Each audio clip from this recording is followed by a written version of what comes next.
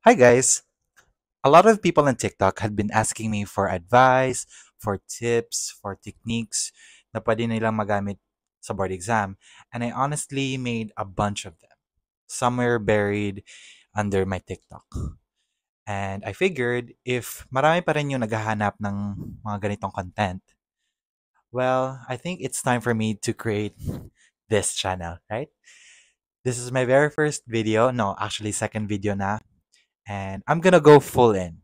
So here I am with my 3 tips for the nursing licensure exam this coming November at pwede mo siyang gamitin in the near future. So if you're just starting out with your nursing career, welcome ka rin dito. Here are my 3 tips and siguro ito yung pinaka-importante na mga bagay na malalaman nyo during the board exam para at least prepared na kayo. Number 1 tip, bring a watch. Bakit ko sinasabi na you should bring your watch? I was answering the very first exam of the day. NP1 yun. Physically settled.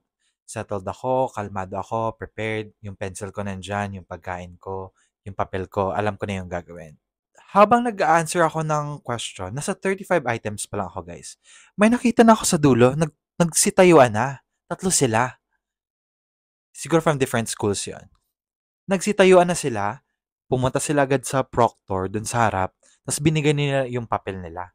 And that time, nung nakita ko talaga yun sa peripheral vision ko, parang, oh my gosh, nanginginig talaga ako. I was shaking, like super panic talaga ako. Kasi nga, akala ko, time na. I even have to hold my left hand, kasi lefty ako guys. I even have to hold my left hand habang nag-answer kasi sobrang nanginginig talaga yung kamay ko. Pero buti na lang, I checked my watch, tapos nakita ko, 8:40 a.m. 40 minutes lang palang pala. No? Matatapos din yung exam sa 10 kasi 2 hours yung every exam. So yun, parang na-relieve yung anxiety ko. Parang sabi ko, oh my God, 40 minutes pa lang, tapos na sila. Ahayop nila. Char lang. Shout out pala din sa mga natapos na. Bring your watches, guys. Importante na aware kayo sa time palagi. Importante na may mga time pa kayo para mag-isip. At kung may makikita man kayong taong natatapos agad in 40 minutes, wag mo silang sundin. Take your time. 2 hours. Ubusin mo yung 2 hours na yan para sulit na sulit talaga. And 2 hours din naman yung break, so makakapagpahinga ka talaga. Number 2, I've been repeating this most in my videos. You should learn how to skip questions. This is probably one of the best thing I have learned for myself. Ito yung pinaka-the best technique na lagi kong ina-apply sa sarili ko when I took the board exam. Kasi yung pinaka-kalaban talaga natin dito guys is yung pagod. Nakakapagod, nakaka-drain yung examination. Sa totoo lang. Yan yung pinakakalaban natin. Hindi talaga yung mga tanong eh. Kasi mga basic lang naman yung ibang tanong dyan. Yung problema talaga natin is exhaustion. Kapag napapagod tayo sa utak natin, nahihirapan tayong umitindi ng mga tanong. Kaya I always tell this to everybody, you have to learn how to skip questions. Hindi mo alam yung tanong. Kung familiar mo siya, wait, familiar to ha, pero parang hindi ko alam, skip. Skip. Proceed to the next question. Pagkabasa mo, ay parang hindi ko naintindihan to, skip. Mamaya ka na. Learn how to skip the questions. Not only will you save time, kasi masasave mo talaga ang dami-daming time na masasave mo. Masasave mo rin yung brain power mo.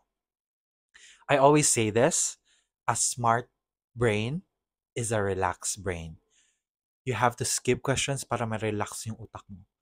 At para mong ma-answer lahat ng mga easy questions, edi may time ka pa na balikan yung mga hard questions. And usually, pagkabalik mo, parang medyo refresh na yung utak mo nga kasi hindi ka nga pagod.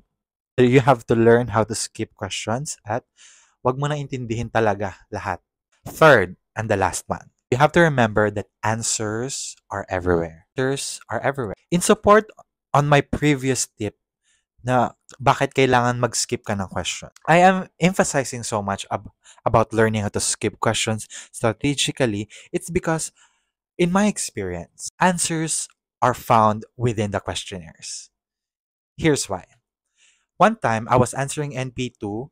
I remember this number 3 siya na question.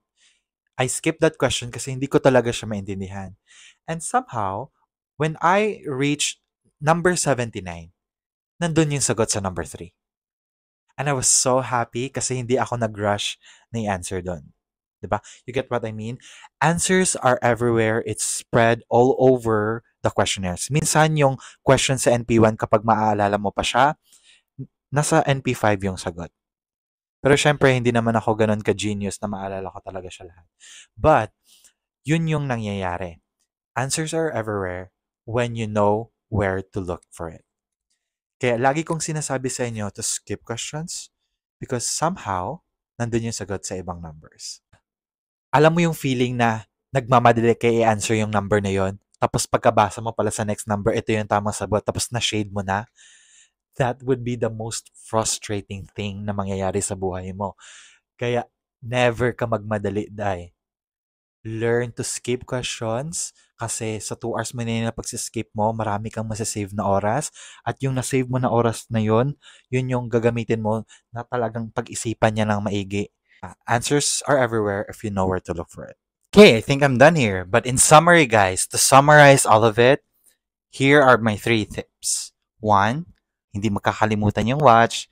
Number 2, learn how to skip questions. Skip mo na yan. Huwag mo nang problemahin yan. Problema it later. And 3, always believe that answers are everywhere. If sasabihin mo sa sarili mo, I can find answers everywhere in these questionnaires, mahahanap mo yung mga clues at yung mga kailangan mong sagot. I am rooting for you, my dear, and I will continue to support you. God bless you and take that license. Please subscribe to this channel and comment below what kind of videos do you want me to make again. See ya!